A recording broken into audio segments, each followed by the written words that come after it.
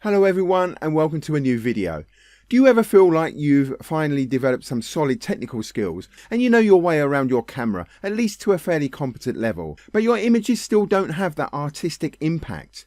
If you've noticed that other people's photos seem more visually striking than yours, then that is very likely due to stronger compositions on their part. And what we should all learn very early on in our photography adventures is that composition is the key factor that transforms a simple snapshot into a compelling photograph. And so that's where the problems usually lie: composition. Over the next two videos, I'll walk you through the most common composition mistakes landscape photographers make and share a step-by-step approach to overcoming them. By mastering these essential compositional techniques, you'll dramatically improve your photos and accelerate your growth as a photographer. The main tip, trick or technique that I am going to make in this video is absolutely critical to creating genuinely impactful photographs. I'm talking about two key elements: peripheral vision and direct vision. And I know that may sound a bit abstract right now, but once you understand this technique, it could and should transform the way that you approach your photography.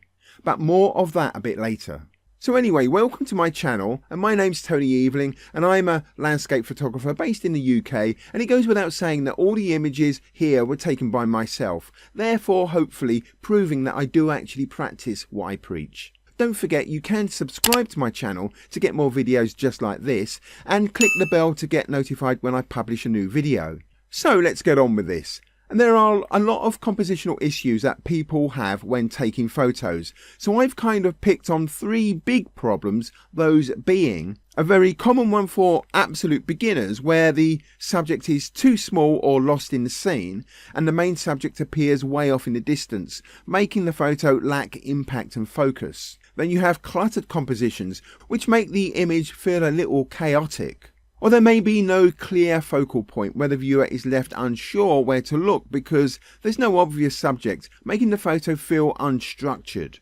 And I think that these images that you can see here have a little bit of all those things built into those compositions, and that's why they're not working as well as they should. And remember, for a photo to be truly impactful, the viewer's eye must be drawn straight to the subject of the photo when viewing the photo for the first time, and that process must be distraction-free. And that is exactly what we're trying to resolve here with these tips and techniques. Okay, imagine you're in front of a scene ready to compose a photo. The first thing you need to do is identify the subject of that photo. So there's two physically invisible elements that play a key role when composing a scene. Firstly, there's your peripheral vision, and secondly, there's your direct vision. The important thing to note about peripheral vision and direct vision is that it's something that the brain controls, and we're not aware of it happening, it just happens. Our brain is automatically removing detail from areas of our field of view that don't matter, whilst allowing us to focus on the important stuff that we're actually looking at. To an inexperienced photographer, it may seem that the whole field of view is what triggered the intuitive moment, when in fact our brain has removed most of the detail from our wider view, therefore making it photographically irrelevant. When you understand this, I guarantee you will start to home in on the subject of your image and place it more appropriately in your compositions. And that will make your photos much more visually appealing. And to demonstrate what I mean, I'll use an example from Google Street View, which gives a very accurate impression of a scene from a non-artistic point of view. And it's a scene that I subsequently photographed myself, the results of which I'll show you in a minute. In my previous video, I discussed a moment of inspiration, that intuitive feeling that makes you stop and take a photo, which is what I call the most important rule of photography, because that is the start of a compelling photo that will resonate in some way with a viewer in the future. When I was standing here, my peripheral vision took in the whole scene, much like what you see in this non-artistic Google Street View version. But what sparked my interest, my moment of inspiration, was something within my direct vision.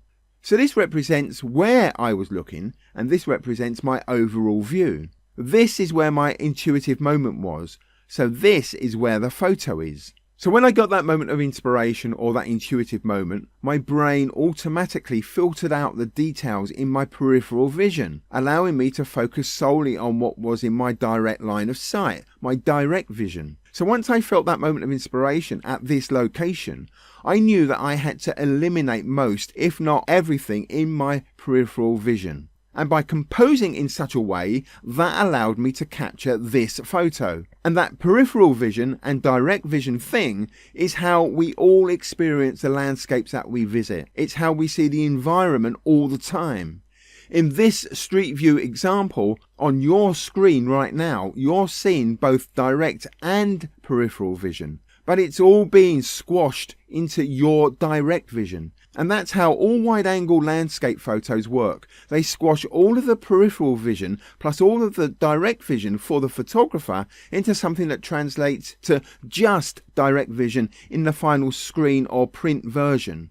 All photos, whether presented on a screen or viewed on a wall as a printed photograph, form part of the viewer's direct vision only. Their peripheral vision would include the room that they are in, the floor, the ceiling and so on, but not anything inside the photo that they're looking at. So the visual effects of this area here, in this street view version, has been diluted by the inclusion of what would have been my peripheral vision. And that's why this image lacks impact. And it's why this image is very impactful. And it's because I've removed all of that peripheral vision. And that's why a lot of photographs lack visual appeal.